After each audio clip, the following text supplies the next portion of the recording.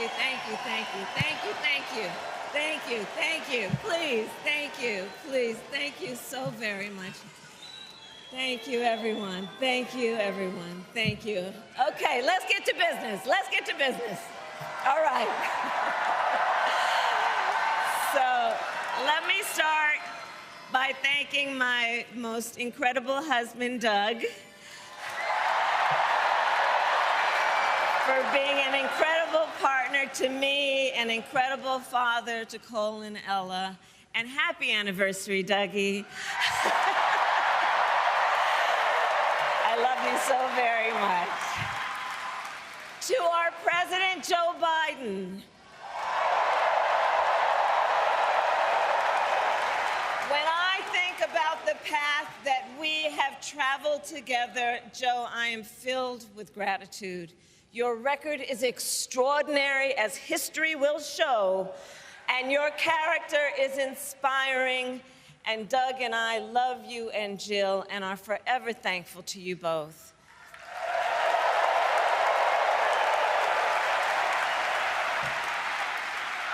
And to Coach Tim Walz,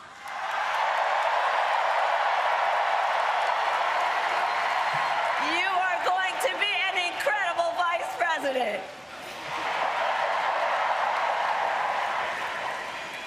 And to the delegates and everyone who has put your faith in our campaign, your support is humbling. So, America, the path that led me here in recent weeks was no doubt unexpected. But I'm no stranger to unlikely journeys. So, my mother, our mother, Kamala Harris, had one of her own. And I miss her every day, and especially right now. And I know she's looking down, smiling.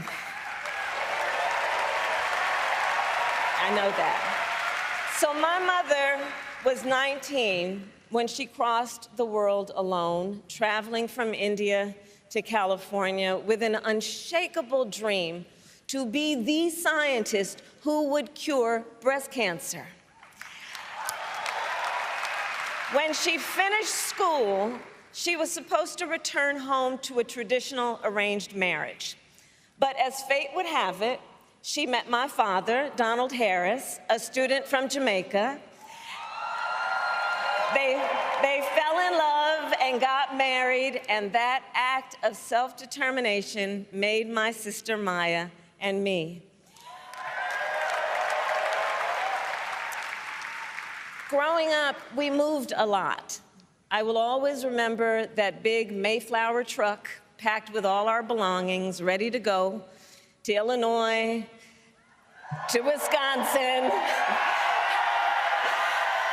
and wherever our parents' jobs took us. My early memories of our parents together are very joyful ones. A home filled with laughter and music, Aretha, Coltrane, and Miles. At the park, my mother would say, "Stay close." But my father would say, as he smiled, "Run, Kamala, run. Don't be afraid. Don't let anything stop you."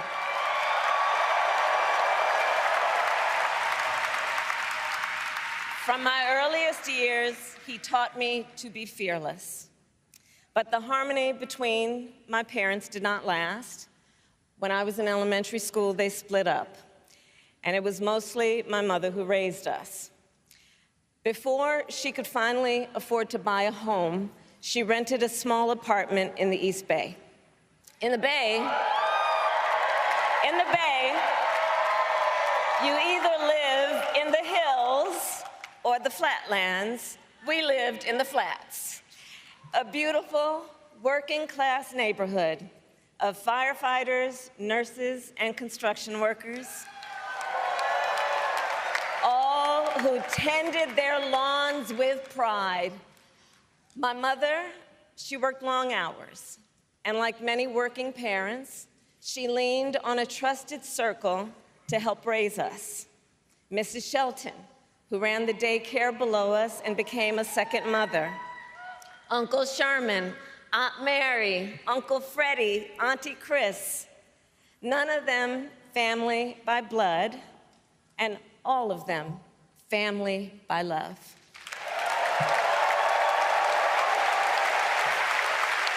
Family who taught us how to make gumbo, how to play chess, and sometimes even let us win.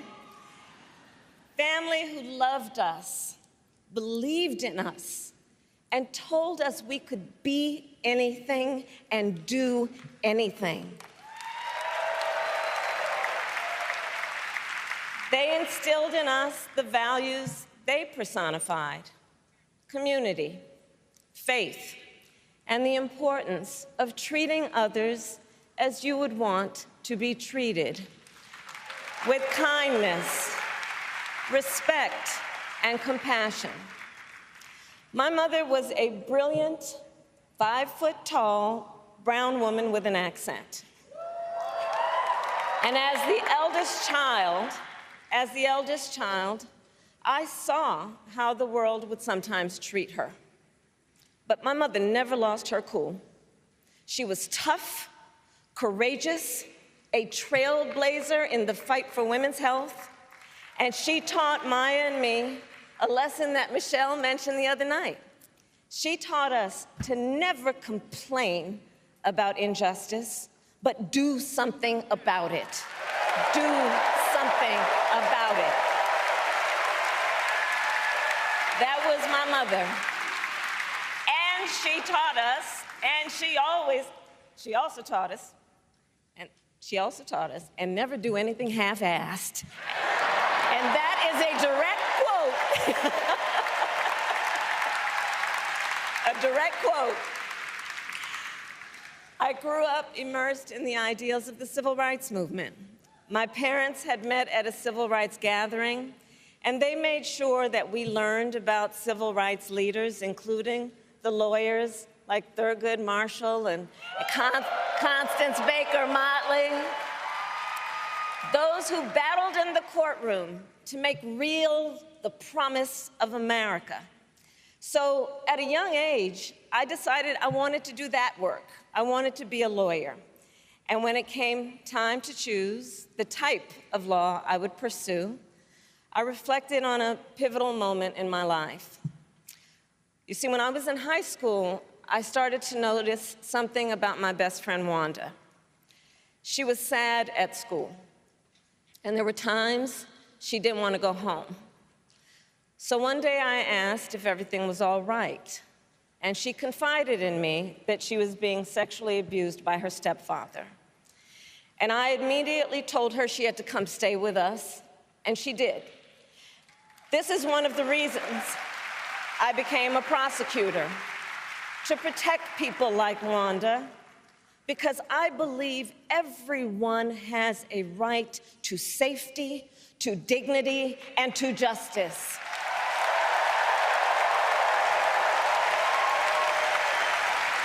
As a prosecutor, when I had a case, I charged it not in the name of the victim, but in the name of the people. For a simple reason.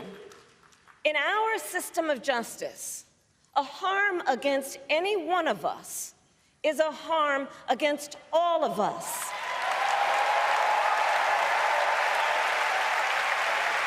And I would often explain this to console survivors of crime, to remind them no one should be made to fight alone. We are all in this together. And every day, in the courtroom, I stood proudly before a judge, and I said 5 words: Kamala Harris for the people.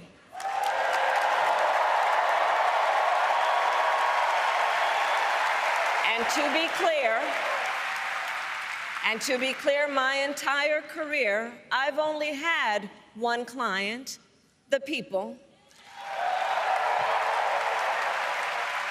And so, on behalf of the people, on behalf of every American, regardless of party, race, gender, or the language your grandmother speaks, On behalf of my mother and everyone who has ever set out on their own unlikely journey, on behalf of Americans like the people I grew up with, people who work hard, chase their dreams, and look out for one another, on behalf of everyone whose story could only be written in the greatest nation on earth, I accept your nomination to be President of the United States of America.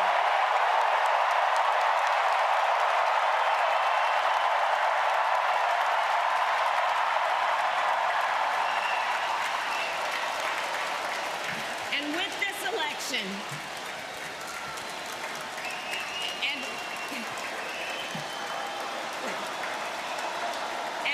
this election, our nation with this election has a precious, fleeting opportunity to move past the bitterness, cynicism, and divisive battles of the past, a chance to chart a new way forward.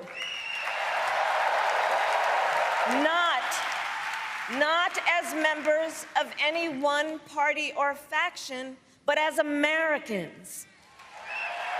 And let me say, I know there are people of various political views watching tonight, and I want you to know, I promise to be a president for all Americans.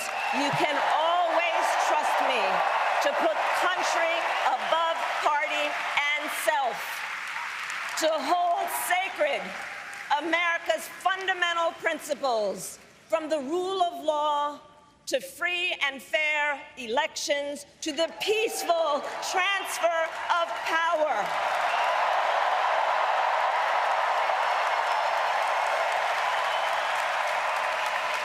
I will be a president who unites us around our highest aspirations, a president who leads and listens, who is realistic, practical, and has common sense, and always fights for the American people.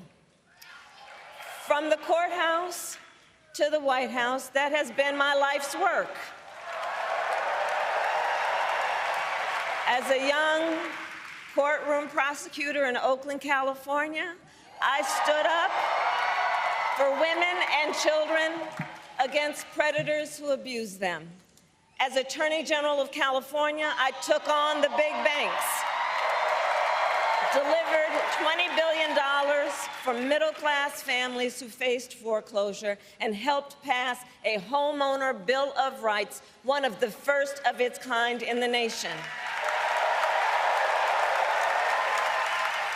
I stood up for veterans and students being scammed by big for-profit colleges, for workers who are being cheated out of their wages, the wages they were due, for seniors facing elder abuse.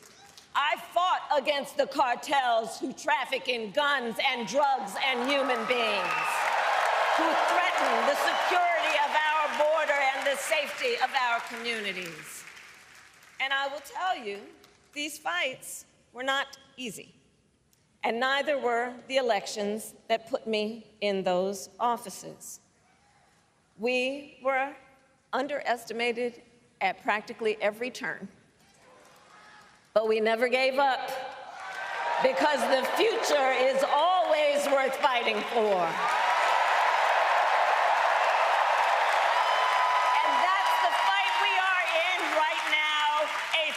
For America's future.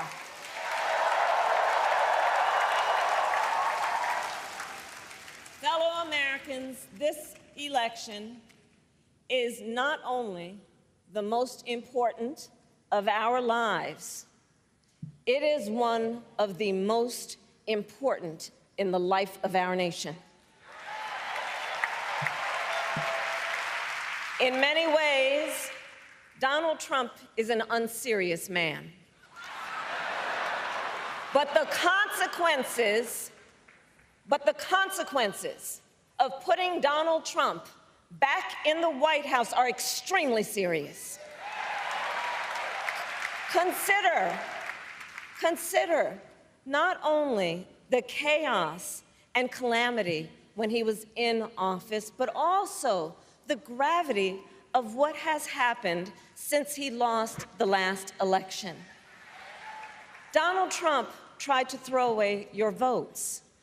When he failed, he sent an armed mob to the United States Capitol, where they assaulted law enforcement officers. When politicians in his own party begged him to call off the mob and send help, he did the opposite. He fanned the flames. And now, for an entirely different set of crimes, he was found guilty of fraud by a jury of everyday Americans and separately found liable for committing sexual abuse. And consider what he intends to do if we give him power again. Consider his explicit intent to set free violent extremists who assaulted those law enforcement officers at the Capitol. His explicit intent to jail journalists, political opponents, and anyone he sees as the enemy.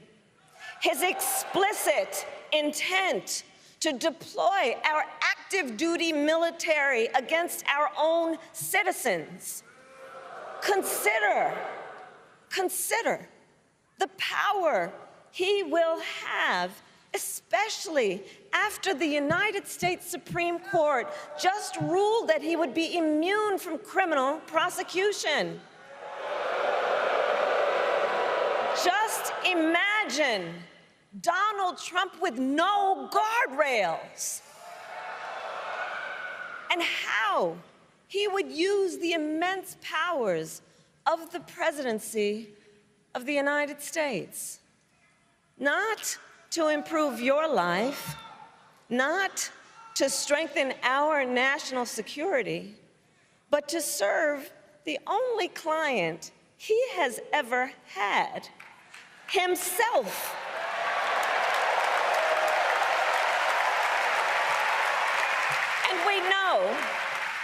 And we know what a second Trump term would look like. It's all laid out in Project 2025, written by his closest advisors, and its sum total is to pull our country back to the past. But America, we are not going back. We are not going back.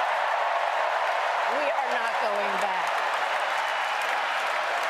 We are not going back to when Donald Trump tried to cut Social Security and Medicare. We are not going back to when he tried to get rid of the Affordable Care Act, when insurance companies could deny people with pre-existing conditions. We are not going to let him eliminate the Department of Education that funds our public schools. We are not going to let him end programs like Head Start that provide preschool and child care for our children. America, we are not going back.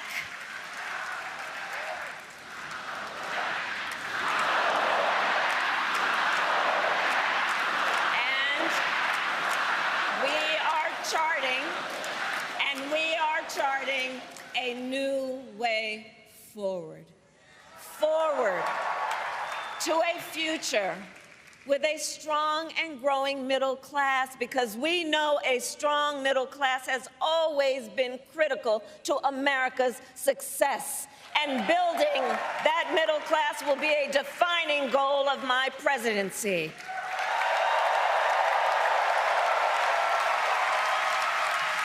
And I'll tell you, this is personal for me. The middle class is where I come from. My mother kept a strict budget. We lived within our means, yet we wanted for little, and she expected us to make the most of the opportunities that were available to us and to be grateful for them. Because, as she taught us, opportunity is not available to everyone. That's why we will create what I call an opportunity economy where everyone has the chance to compete and a chance to succeed. Whether you live in a rural area, small town, or big city. And as president, I will bring together labor and workers and small business owners and entrepreneurs and American companies to create jobs, to grow our economy, and to lower the cost of everyday needs like health care and housing and groceries. We will provide access to capital for small business owners and entrepreneurs and founders. And we will end America's housing shortage and protect Social Security and Medicare. Now compare that to Donald Trump, because I think everyone here knows he doesn't actually fight for the middle class. He doesn't actually fight for the middle class. Instead, he fights for himself and his billionaire friends. And he will give them another round of tax breaks that will add up to $5 trillion to the national debt. And all the while, he intends to enact what in effect is a national sales tax, call it a Trump tax, that would raise prices on middle-class families by almost $4,000 a year. Well, instead of a Trump tax hike, we will pass a middle-class tax cut that will benefit more than 100 million Americans.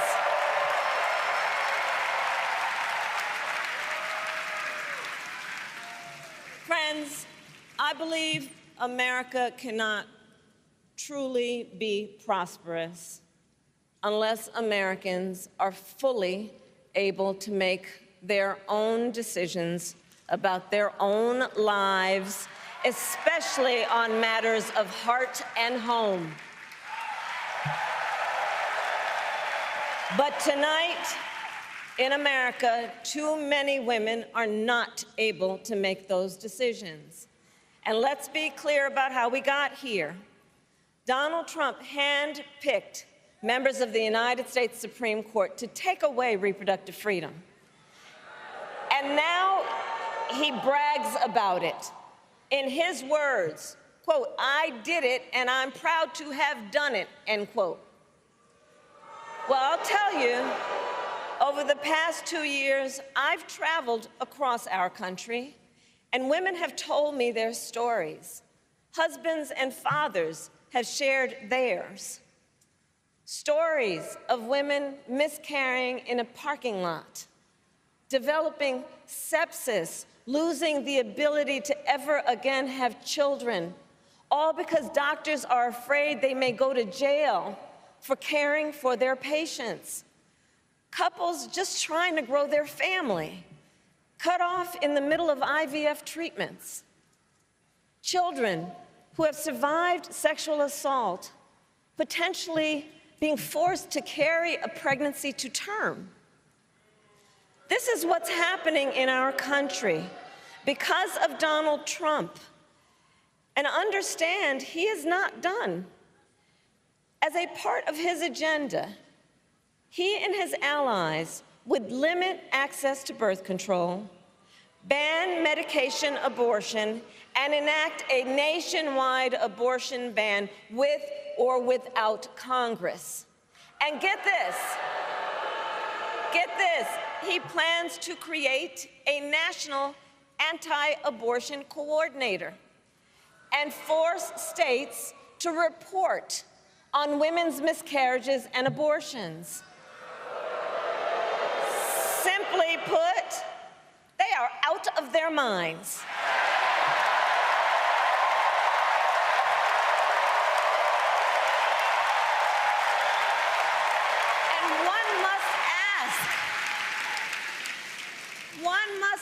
ask, why exactly is it that they don't trust women? Well, we trust women. We trust women. And when Congress passes a bill to restore reproductive freedom, as President of the United States, I will proudly sign it into law.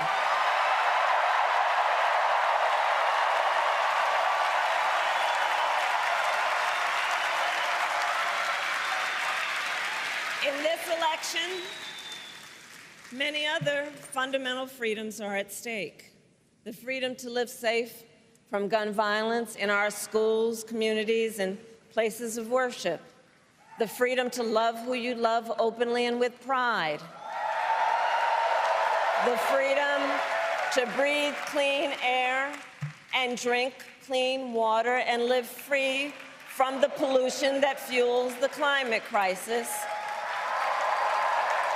And the freedom that unlocks all the others, the freedom to vote. With this election, we finally have the opportunity to pass the John Lewis Voting Rights Act and the Freedom to Vote Act.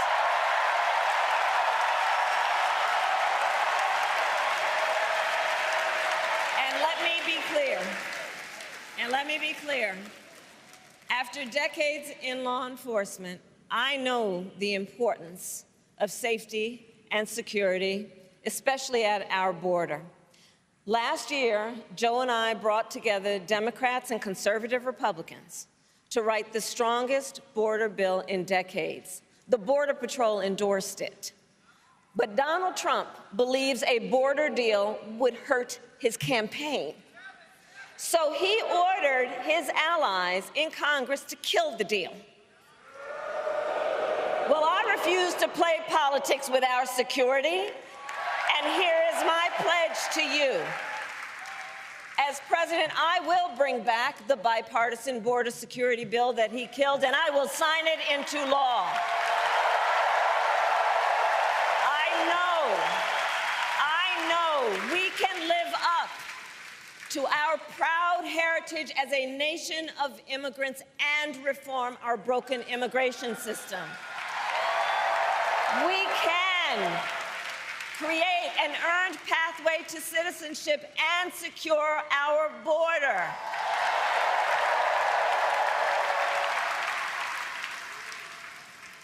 And America, we must also be steadfast in advancing our security and values abroad. As Vice President, I have confronted threats to our security, negotiated with foreign leaders, strengthened our alliances, and engaged with our brave troops overseas. As Commander-in-Chief, I will ensure America always has the strongest, most lethal fighting force in the world.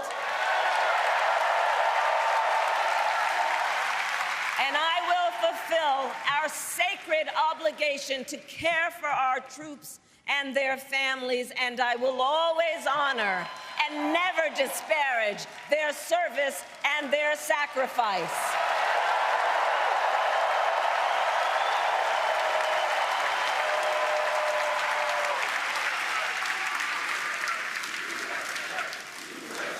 I will make sure that we lead the world into the future on space and artificial intelligence, that America, not China, wins the competition for the 21st century, and that we strengthen, not abdicate, our global leadership.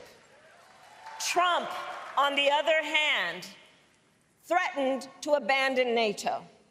He encouraged Putin to invade our allies, said Russia could, quote, do whatever the hell they want. 5 days before Russia attacked Ukraine, I met with President Zelensky to warn him about Russia's plan to invade. I helped mobilize a global response, over 50 countries, to defend against Putin's aggression. President, I will stand strong with Ukraine and our NATO allies.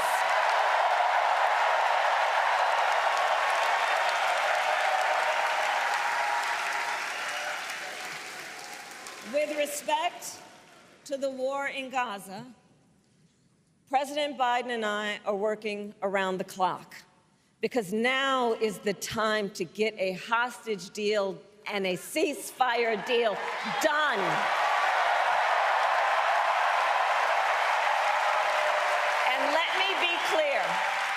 Let me be clear, I will always stand up for Israel's right to defend itself, and I will always ensure Israel has the ability to defend itself, because the people of Israel must never again face the horror that a terrorist organization called Hamas caused on October 7,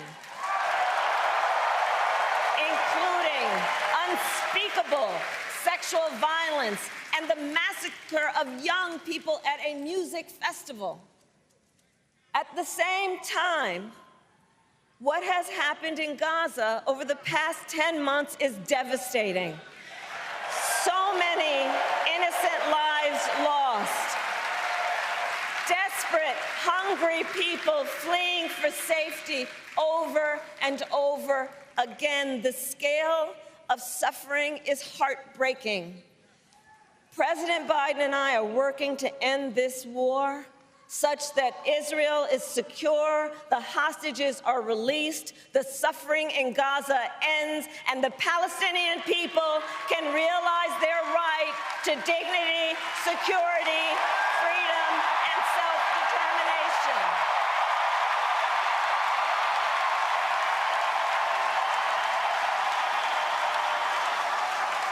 And know this, I will never hesitate to take whatever action is necessary to defend our forces and our interests against Iran and Iran-backed terrorists. I will not cozy up to tyrants and dictators like Kim Jong-un who are rooting for Trump,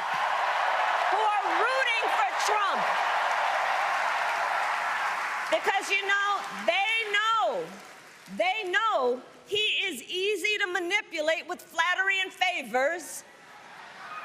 They know Trump won't hold autocrats accountable because he wants to be an autocrat himself. And as president, I will never waver in defense of America's security and ideals, because in the enduring struggle between democracy and tyranny, I know where I stand and I know where the United States belongs.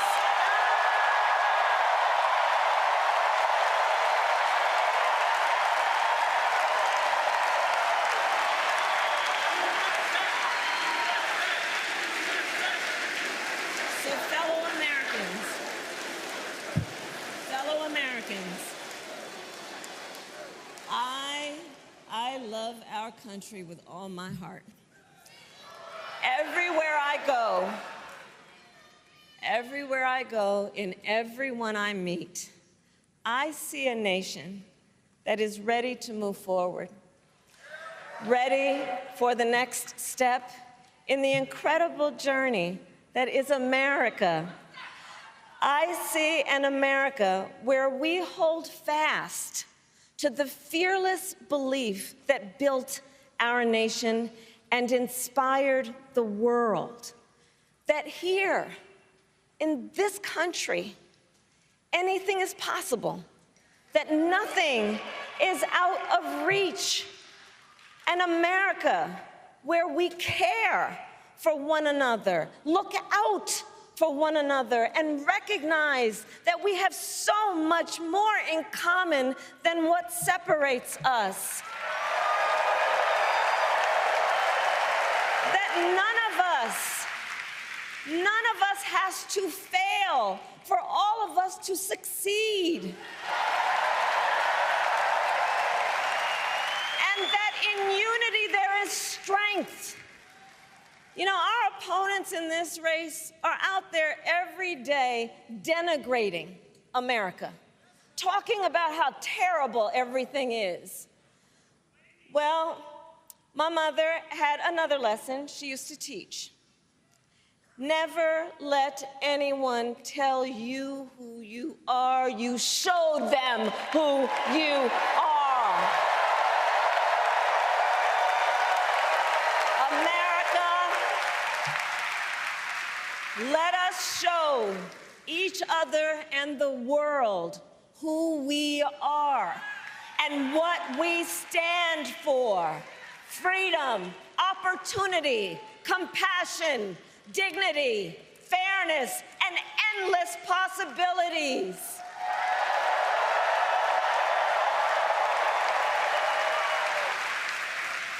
We are the heirs to the greatest democracy in the history of the world.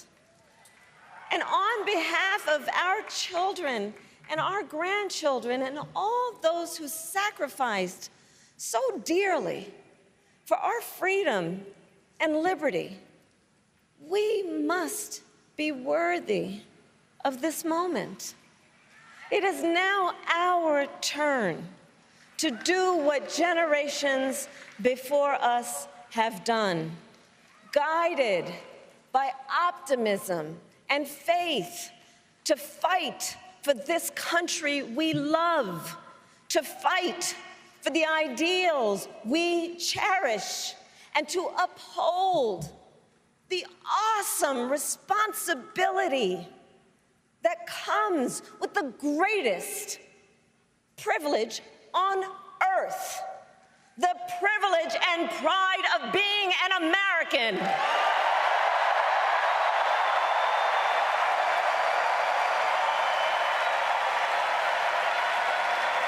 So let's get out there, let's fight for it, let's get out there, let's vote for it, and together let us write the next great chapter in the most extraordinary story ever told. Thank you. God bless you, and may God bless the United States of America. Thank you all.